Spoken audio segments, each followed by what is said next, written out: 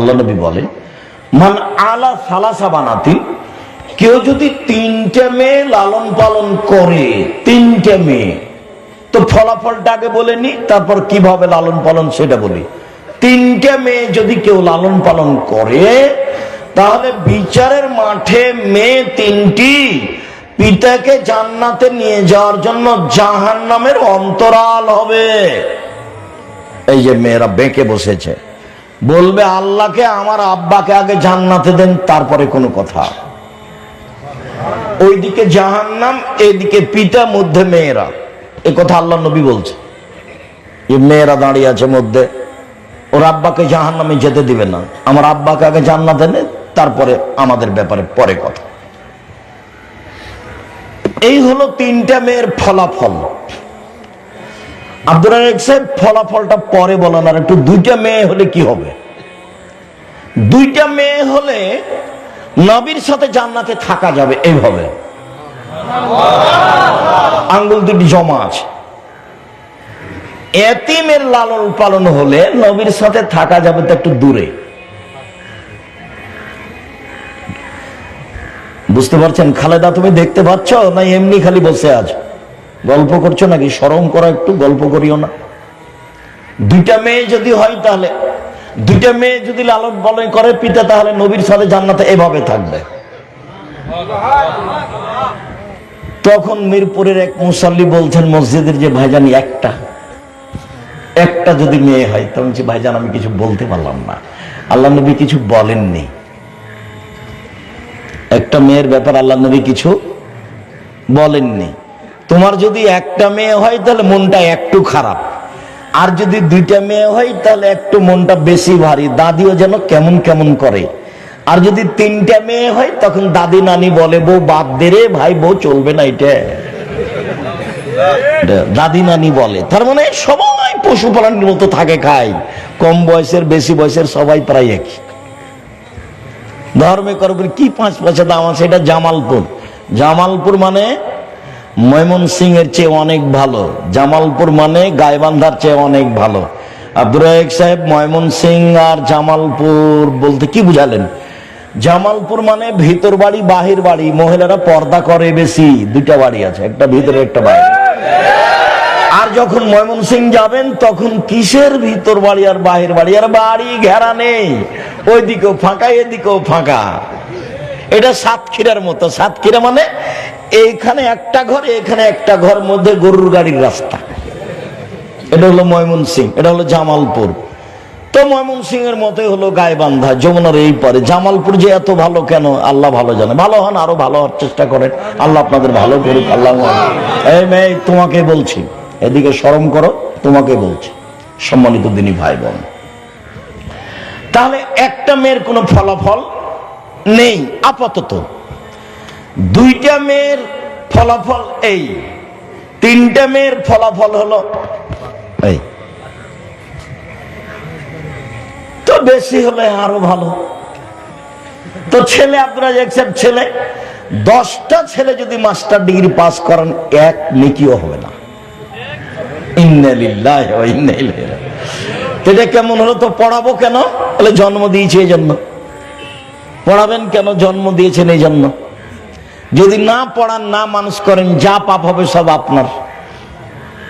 শুধু পড়াবেন কি, জন্ম হওয়ার সাথে সাথে তাড়াহুড়া করে স্বামী স্ত্রী বলা বলি করবেন, এই চলো তাহনিক করো, একটা পরহেজগার মানুষের কাছ থেকে দোয়া করে নিয়ে আসো, তাহনিক করো। কার কাছে তাহনিক করবো? যে চাচির কাছ থেকে করে নিয়ে আসো না, দেখো না অমুক মৌলানা আজকে আসবো, ওখানে একটু তাহানিক করে নাও না। তাহানিক মানে খেজুর চাবিয়ে ভালো করে একবারে গোড়া করে বাচ্চার জিভের মাঝামাঝিতে দিয়ে দিবেন, তারপর বাচ্চা ওর মা দুধ খাওয়াবে। তারপরে একটু দোয়া করো না, বাচ্চার মাথায় হাত দিয়ে একটু দোয়া করে নাও না। চল আজকে কে এসেছে? বড় মাওলানা এসেছে, আমার ছেলেটা একটু নিয়ে যাও না, একটু মাথায় হাত দিয়ে দোয়া করে নাও না। তারপরে 7 দিনের দিন আকিকা দিতেই হবে, দিতেই হবে, আকিকা দিতেই হবে। আপনি তো দিবেনই, চাঁপাইনবাবগঞ্জের ভাষাতে আপনার বাপকে দিতে হবে, দিতেই হবে। 14 দিনে চলে না, 21 দিনে চলে না, জীবনে একদিন চলে না। মৌলানা বলেছে, ওই যে জামালপুরের মৌলানা বলেছে, জি না, 7 দিনের দিনই হবে, 14 দিনে চলে না, 21 দিনে চলে না, জীবনে একদিন চলে না। আর কানা হোক, খোগড়া হোক, ন্যাংড়া হোক, দাঁত থাক আর না থাক, খালি মরতে বাকি আছে সেটাও চলবে। এটি কি কুরবানি? কুরবানি ভিন্ন জিনিস। কুরবানি মানে, আরে কুরবানি মানে চোখ দেখো ঝকঝকে কিনা, কান দেখো ঝকঝকে কিনা, কাটা নেই তো, লেজ দেখো ঠিকঠাক আছে কিনা, দাঁত দেখো দাঁত উঠেছে কিনা, পা দেখো ঝকঝকে কিনা, খুর দেখো খুর ঠিকঠাক আছে কিনা, সিং দেখো সুন্দর আছে কিনা, গরুটা দেখো মোটা তাজা কিনা, সব সুন্দর দেখো, মানে বিনিময় জান্নাত। কুরবানির বিনিময় জান্নাত। আর আকিকার বিনিময় জান্নাত নয়, আকিকার বিনিময় ওর বাপের জিম্মেদারি। ওটাও তো ছেলে মানুষ করছে, ছেলে, এটা তো মেয়ে নয় যে নগদ জান্নাত। ছেলে মানুষ করে নগদ জান্নাত পাওয়া যায় না, ওটা বাপের জিম্মেদারি, পড়ানোই লাগবে।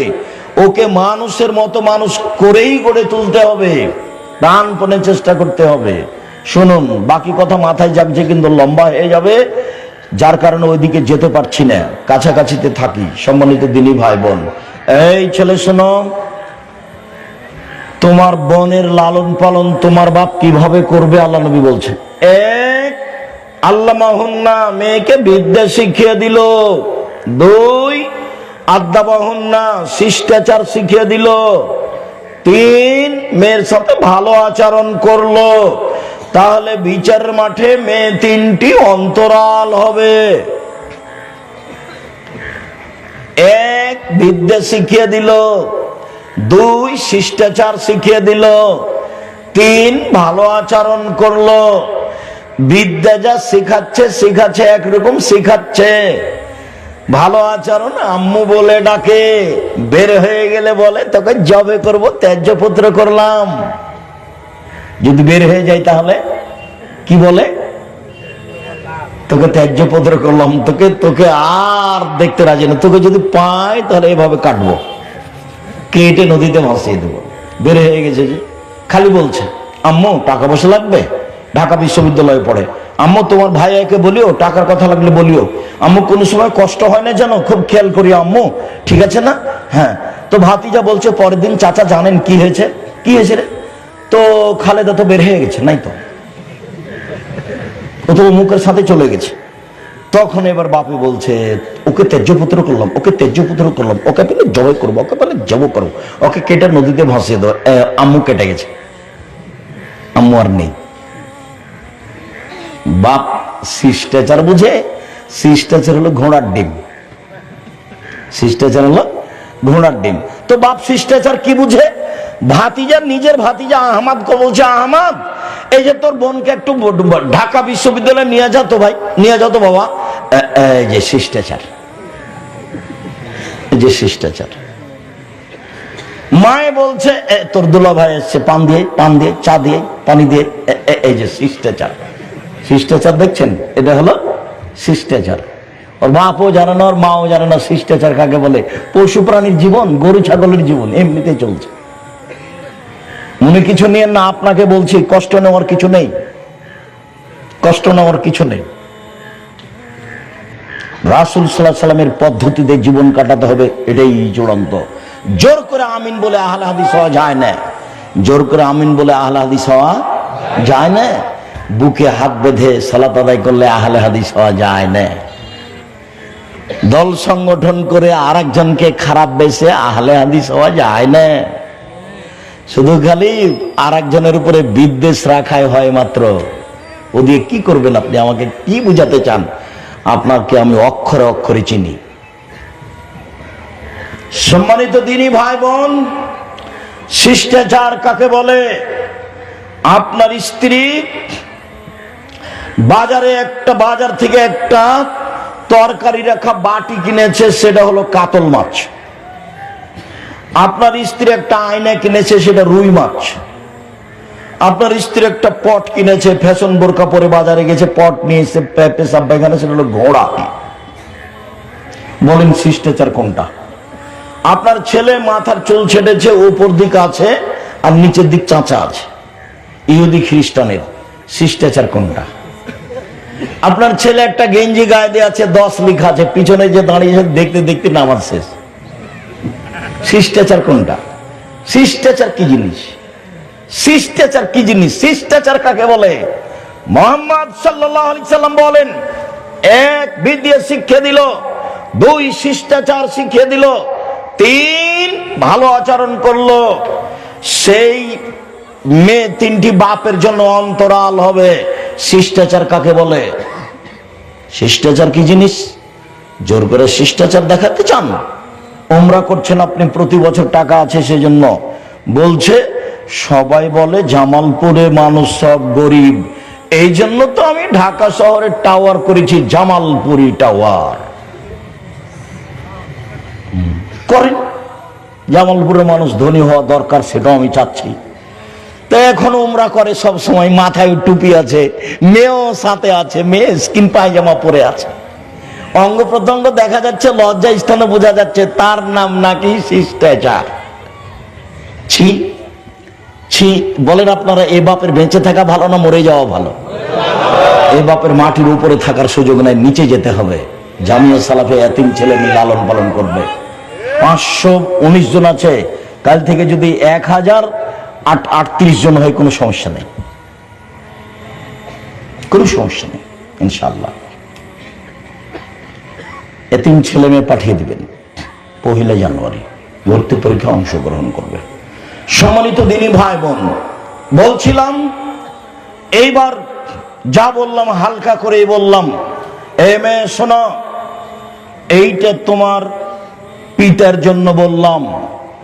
এক, মেয়েকে বিদ্যা শিখাবে, দুই, মেয়েকে শিষ্টাচার শিখাবে, তিন, মেয়ের সাথে ভালো আচরণ করবে, খাস্টা মেষ্টা করবে না।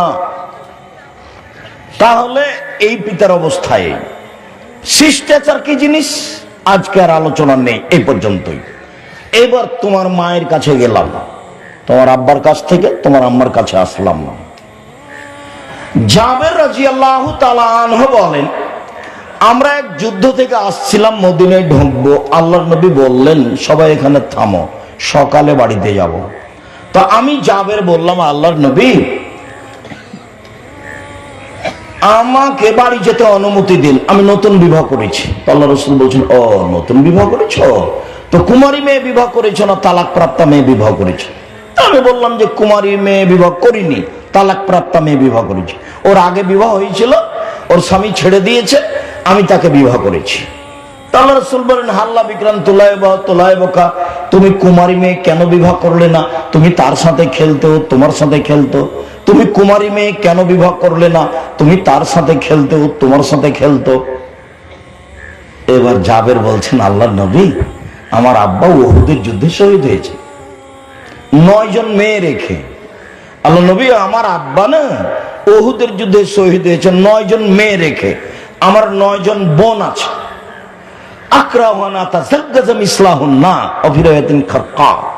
আমার বোনদের সমবয়সের কম বুদ্ধির মেয়েকে বিবাহ করতে চায়নি 4টা কারণে। শুনুন আল্লাহর নবী, আমি বেশি বয়সের মেয়ে বিবাহ করেছি 4টা কারণে। আমার বোনদের সমবয়সের মেয়েকে বিবাহ করিনি 4টা কারণে।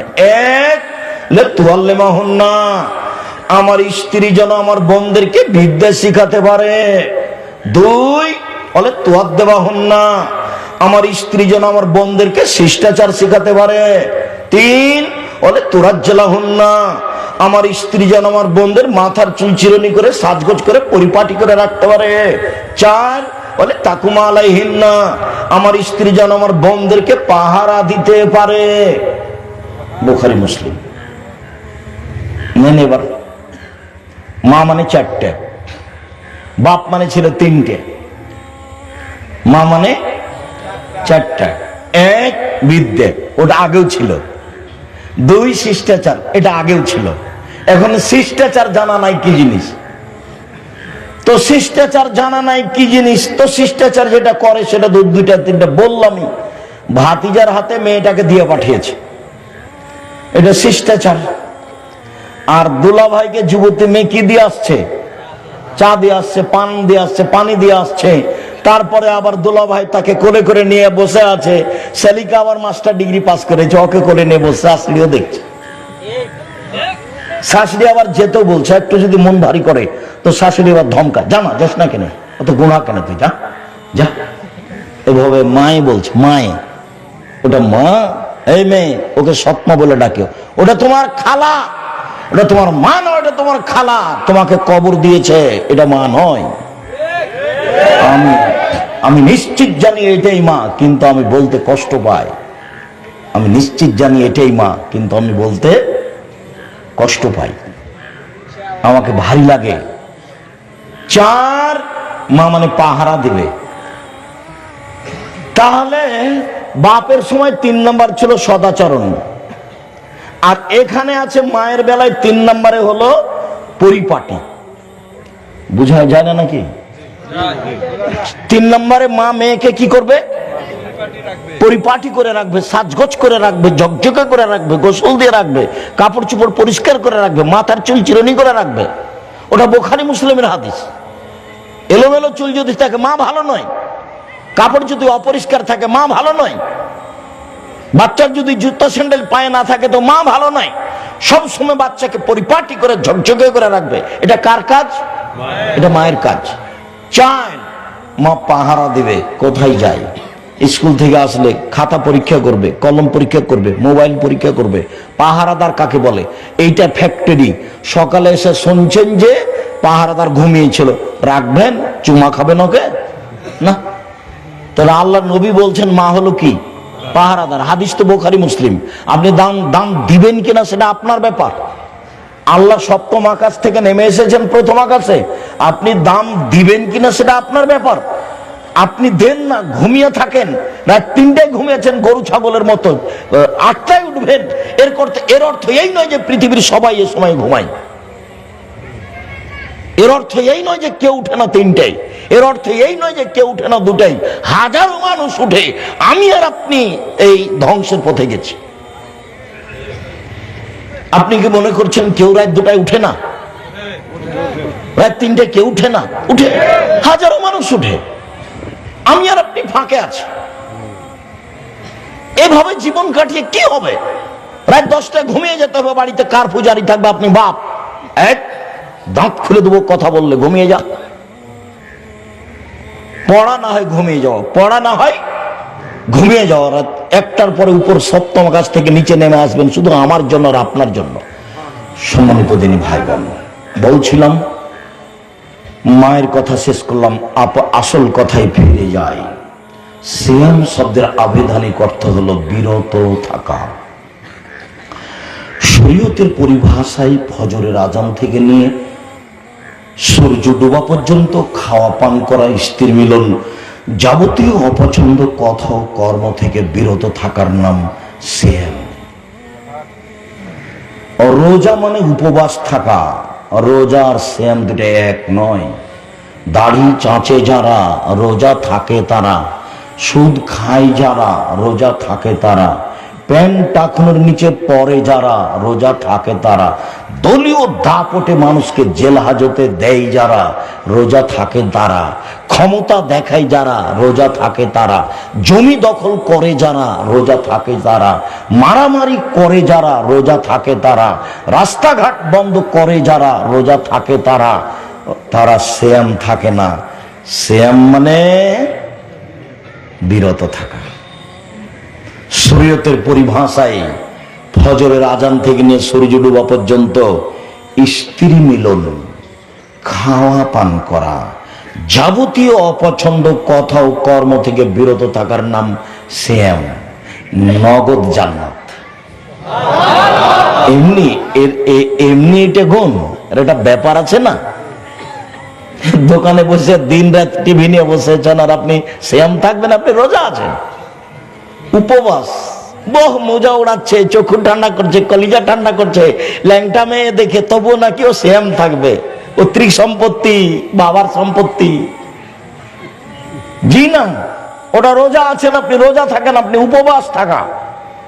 আল্লাহ নাম দিয়েছেন সিয়াম, আল্লাহ নাম দিয়েছেন সালাত, আল্লাহ নাম দিয়েছেন আল্লাহ, আল্লাহ নাম দিয়েছেন জান্নাত, আল্লাহ নাম দিয়েছেন জাহান্নাম।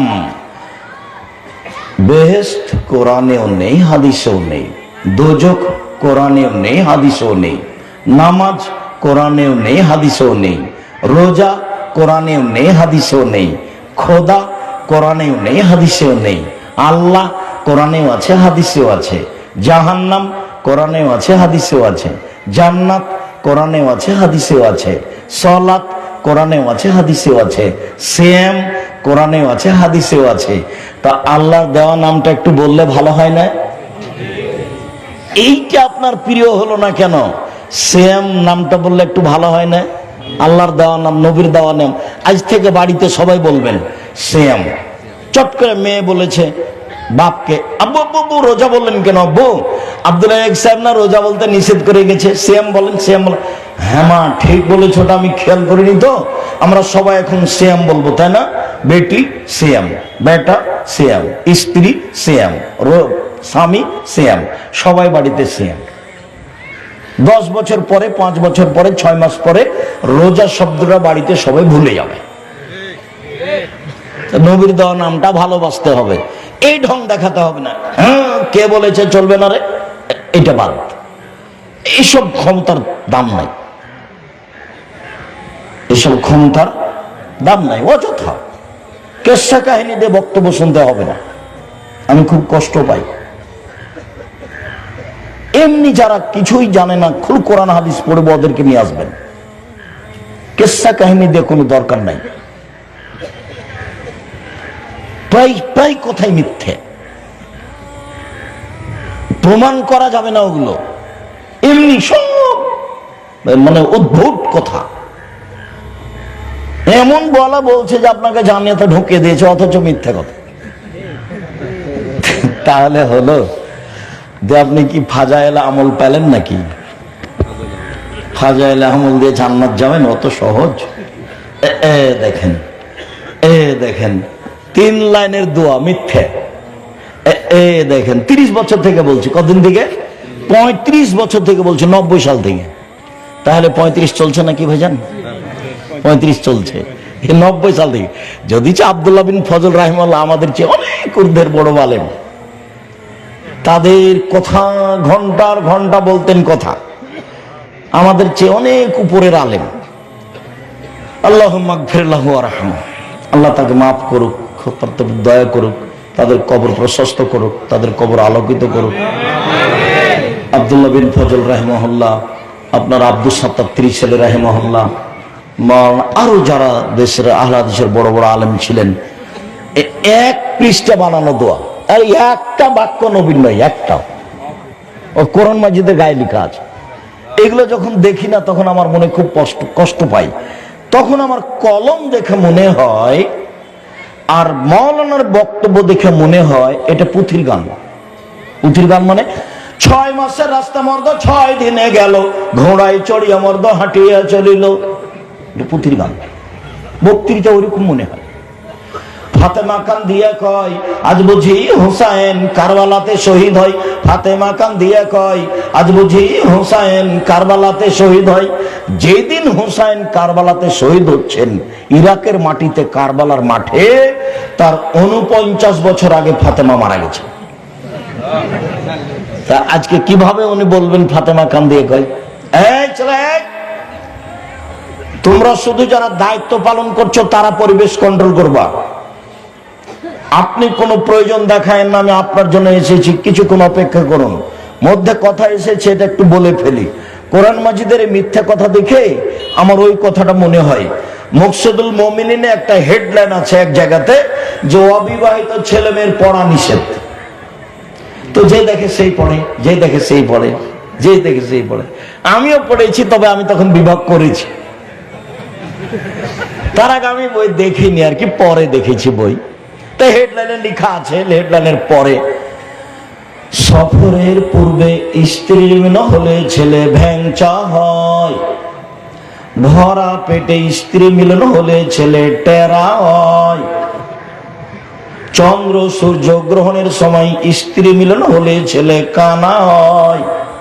আল্লাহর হস্তে, আল্লাহর কসম, আল্লাহর কসম, শুরু থেকে শেষ পর্যন্ত একটা সত্য কথা নয়, সবই মিথ্যা।